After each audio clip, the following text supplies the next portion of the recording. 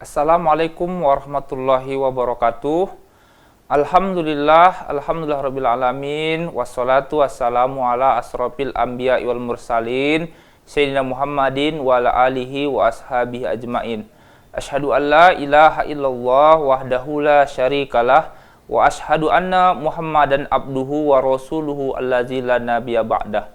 Qallallahu ta'ala fi kitabihil karim. Bismillahirrahmanirrahim. Ya ayyuhalladzina amanu la ta'kulu amwalakum bainakum bil batil illa an takuna tijaratan an taradim minkum wala taqtulu anfusakum innallaha kana bikum rahiman. Pemirsa yang terhormat, dalam agama Islam salah satu hal yang penting yang menjadi perhatian adalah mengelola harta. Dalam ilmu syariah, utamanya kajian tentang maqasidus syariah, salah satu pokoknya itu adalah bagaimana seorang muslim itu mengelola dan menjaga harta. Dalam maqasidus syariah ada 5 hal yang menjadi perhatian. Yang pertama itu adalah menjaga hifzul akal, menjaga akal. Kemudian hifzuddin, menjaga agama. Kemudian hifzun nasal, menjaga keturunan. Kemudian hifzun nafs, menjaga jiwa. Kemudian hifzul mal, menjaga harta. Dalam kesempatan kali ini saya akan mencoba membahas bagaimana Islam mengajarkan tentang mengelola harta. Ada 5 hal yang menjadi perhatian dalam agama Islam bagaimana seorang muslim itu mengelola hartanya. Yang pertama, dalam Islam diajarkan cara memperoleh harta atau cara kita memperoleh uang atau cara kita memperoleh harta. Dalam Islam, konsep harta atau rejeki itu banyak disebutkan dalam Al-Quran. Dalam Al-Quran banyak istilah atau term mengenai harta. Yang pertama ada kata amwal, ada kata mal, kemudian ada juga kata al-khair. Misalnya dalam ayat yang saya sebutkan tadi, surah An-Nisa ayat 29. Ya ayyuhallazina amanu la ta'kulu amwalakum bainakum bil batil. Hai orang-orang yang beriman, janganlah kamu makan harta dengan jalan yang batil. Atau janganlah kamu memperoleh harta itu dengan jalan yang batil. Dalam Islam, memperoleh harta itu banyak diajarkan caranya oleh Nabi Muhammad SAW. Nilai-nilai yang ditanamkan oleh Rasulullah. Misalnya dalam memperoleh atau mencari rezeki itu kita diajarkan untuk bersungguh-sungguh. Dalam suatu kisah, Rasulullah pernah ditanya oleh seseorang pemuda. Pemuda itu bertanya kepada Rasulullah, "Ya Rasulullah, amal apa yang paling baik? Usaha apa yang paling baik?" Lalu Rasulullah menjawab, amal usaha yang paling baik itu adalah usaha seorang pemuda dengan tangannya sendiri dan setiap jual beli yang mabrur, setiap jual beli yang baik. Dalam kisah yang lain, Rasulullah pernah didatangi oleh seseorang yang meminta sedekah, meminta kepada Rasulullah. Tapi Rasulullah enggan memberi sedekah. Rasulullah bertanya kepada pemuda tersebut, "Apa yang ada di rumahmu?" Pemuda itu menjawab, "Saya tidak punya apa-apa ya Rasulullah, saya hanya punya cangkir, saya punya selimut di rumah itu. Tolong bawa kemari." Rasulullah pun menyuruh pemuda itu mengambil barang tersebut. Setelah pemuda itu datang kembali, Rasulullah melelang barang tersebut kepada para sahabat. Nah, para sahabat membeli barang tersebut. Hasil uang dari membeli itu, Rasulullah menyuruh pemuda itu membeli kapak di pasar. Setelah itu Rasulullah kemudian membaguskan gagang kapak tersebut dan menyuruh pemuda tersebut untuk mencari kayu bakar. Nah, jangan datang kemari, kata Rasulullah, dalam 2 minggu. Nah, pemuda itu pun berusaha untuk mencari kayu bakar. Dalam beberapa minggu kemudian, dia datang kembali menjumpai Rasulullah. "Ya Rasulullah, dengan usaha mencari kayu bakar ini, aku telah berhasil membeli beberapa barang dan memenuhi kebutuhanku." dalam hal ini Rasulullah menyuruh pemuda tersebut untuk bersungguh-sungguh bekerja, untuk bersungguh-sungguh mencari rezeki dan jangan mengharapkan kepada sedekah orang lain. Jangan, istilahnya al-yadul ulya khairum min yadis sufla. Tangan di atas lebih baik daripada tangan di bawah. Rasulullah tidak mengajarkan kita untuk meminta-minta. Dalam kesempatan lain, Rasulullah banyak menyuruh para sahabat untuk berdagang, berusaha. Karena seperti yang dilaksanakan Rasulullah, seperti kita ketahui, Rasulullah adalah seorang pedagang yang terkenal di Jazirah Arab. Kemudian dalam mencari rezeki ini yang perlu kita pahami bahwasanya Allah itu memberikan rezeki kepada setiap makhluk.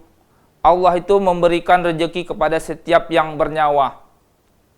Dalam Quran surah Al-Hud, Allah menyatakan bahwasanya min kulli dabbatin rizquha 'ala Allah. Dalam setiap rezeki binatang yang melata itu wa 'alallahi rizquha, ditanggung Allah rezekinya. Jadi jangan kita berputus asa, malas-malasan, tetap berusaha untuk bekerja dengan sebaik-baiknya. Kemudian dalam mencari rezeki itu perlu kita berprasangka baik kepada Allah Subhanahu wa taala. Apabila kita belum menemui jalan usaha yang cocok, tetap kita berusaha, karena dalam hadis juga dinyatakan inni ala abdi zonni. Aku itu berdasarkan prasangka hambaku. Ya, jadi dalam berusaha kita tetap berusaha berpikir positif, tetap menjalankan sesemuanya dengan keikhlasan sambil terus berusaha.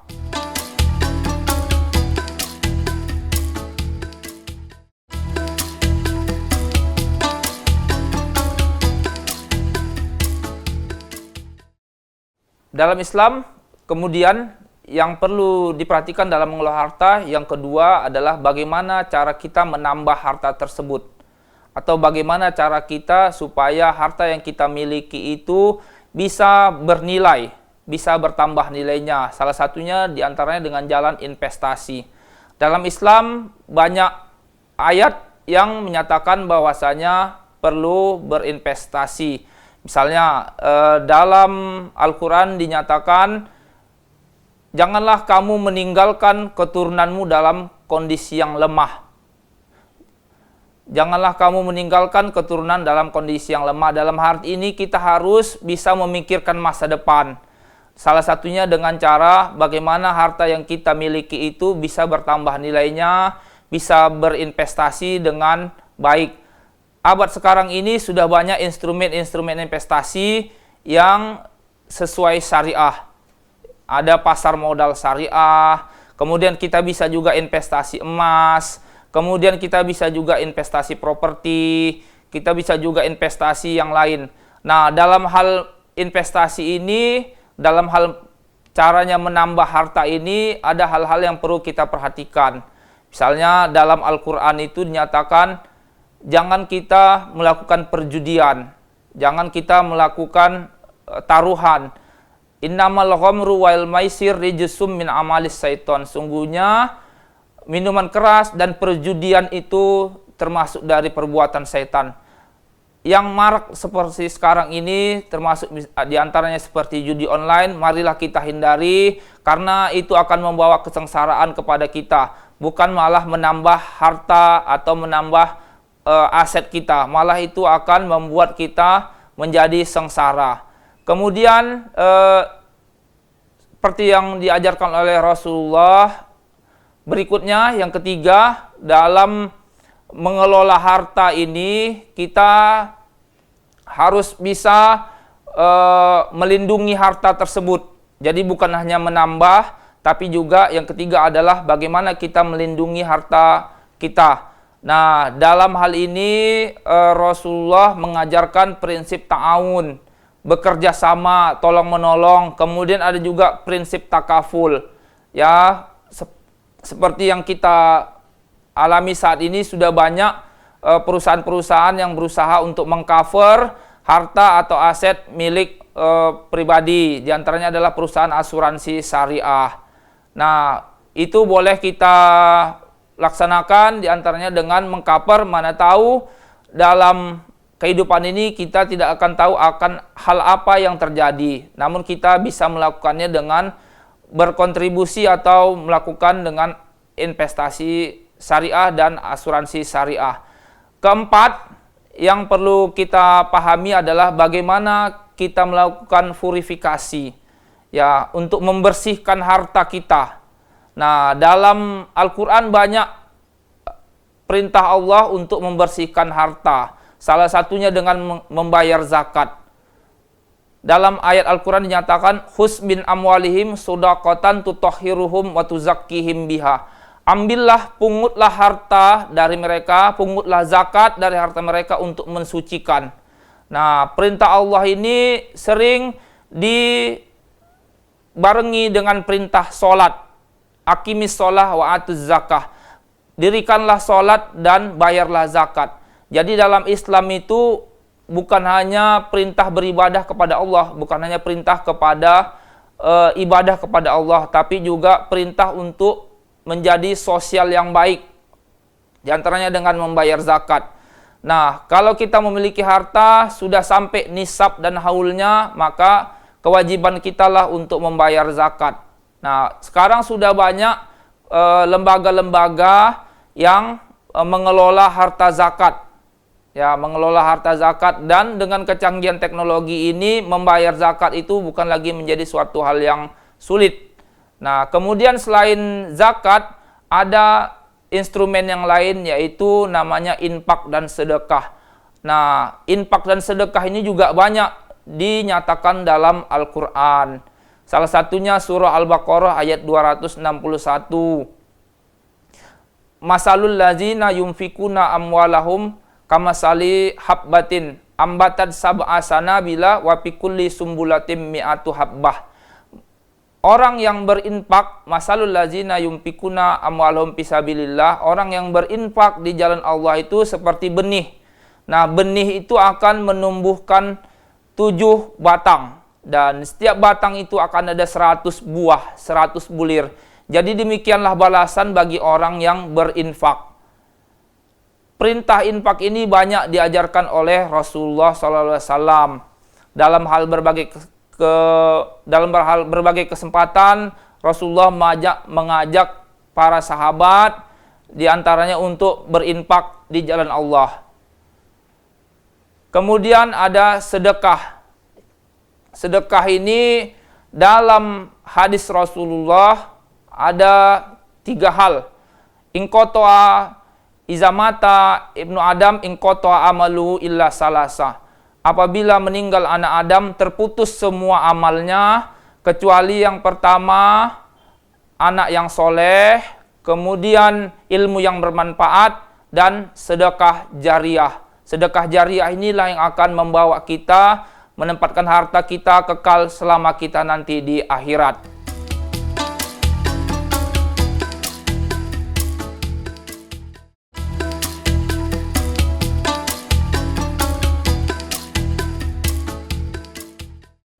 Pemirsa, berikutnya dalam hal mengelola harta, Islam mengajarkan untuk melakukan yang namanya wakaf. Wakaf ini sudah pernah dijalankan di masa Nabi Muhammad SAW. Wakaf yang terkenal itu adalah salah satunya kisah Utsman bin Affan. Utsman bin Affan ini membeli sumur milik seorang Yahudi. Nah, sumur ini menjadi suatu kebutuhan bagi masyarakat Madinah pada saat itu, sumber air. Nah, Utsman membeli sumur tersebut, kemudian mewakafkannya kepada umat muslimin. Sampai sekarang, sumur itu terus menghasilkan dan diberi nama Sumur Utsman. Nah, sampai saat ini, wakaf tersebut bisa dinikmati oleh umat Islam yang datang berkunjung ke Madinah. Nah, wakaf ini artinya mengkekalkan harta kita. Walaupun kita sudah meninggal, walaupun kita sudah tiada, namun ketika harta wakaf itu tetap digunakan orang, tetap dimanfaatkan orang, maka harta itu akan memberikan pahala bagi kita. Nah, wakaf ini bukan hanya sekedar misalnya wakaf kuburan atau wakaf masjid. Namun di zaman seperti berkembang saat ini, kita sudah memiliki berbagai instrumen wakaf. Misalnya, kita bisa mewakaf melalui deposito yang kita punya, bagi hasilnya diwakafkan. Kemudian misalnya kita memiliki saham, nah saham itu dividennya bisa kita menjadikan wakaf. Kemudian banyak hal lagi seperti misalnya kita bisa wakaf melalui uang. Ya, uang yang kita miliki itu akan dikelola oleh nazir, ya, oleh pengelola harta wakaf. Seperti itu. Misalnya dalam berbagai kesempatan wakaf itu bisa dijadikan untuk mendirikan sekolah, mendirikan rumah sakit. Kemudian harta itu akan memberikan manfaat kepada seluruh kaum muslimin. Memberikan manfaat kepada misalnya orang-orang yang tidak memiliki biaya untuk sekolah. Nah, dengan harta wakaf itu, mengelola wakaf itu akan memberikan beasiswa kepada kaum muslimin dan muslimat yang memiliki kekurangan biaya supaya bisa tetap sekolah. Demikian juga bagi kaum muslimin, kaum muslimat yang tidak atau kurang memiliki biaya untuk berobat. Dengan adanya rumah sakit wakaf, maka itu akan memudahkan kaum muslimin dan muslimat untuk berobat, untuk menyembuhkan penyakit. Dalam berbagai kasus yang lain, misalnya contoh pengelolaan harta wakaf itu seperti kasus mendirikan atau sumur tadi. Nah, itu bisa dimanfaatkan bagi kaum muslimin yang memiliki daerah kekurangan air. Nah, dalam hal kesempatan ini, saya mencoba mengajak kepada kaum muslimin dan muslimat yang memiliki kelebihan harta. Nah, banyak instrumen-instrumen seperti tadi zakat, kemudian infak, sedekah, dan wakaf. Nah, kaum muslimin dan muslimat di Indonesia yang mayoritas ini, kalau misalnya potensi ini kita kembangkan, maka hal itu bisa memberikan manfaat yang sangat besar bagi kita, bagi negara kita ini. Nah, dari 5 hal yang saya sampaikan tadi, Islam mengajarkan kepada umatnya untuk senantiasa mengelola harta dengan jalan yang mabrur, dengan jalan yang baik, dengan jalan yang sesuai dengan arahan dan panduan Islam. Dalam hal ini, 5 hal tadi, pertama, bagaimana kita mencari rezeki.